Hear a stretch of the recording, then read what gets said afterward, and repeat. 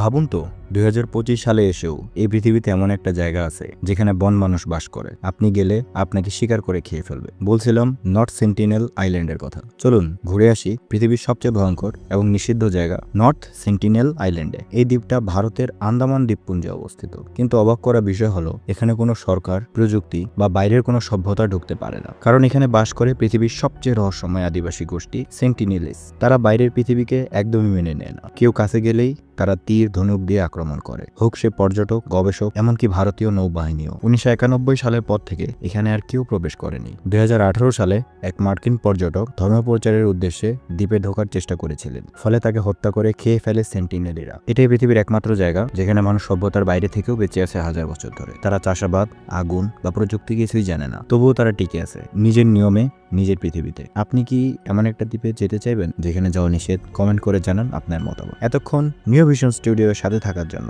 আপনাকে ধন্যবাদ।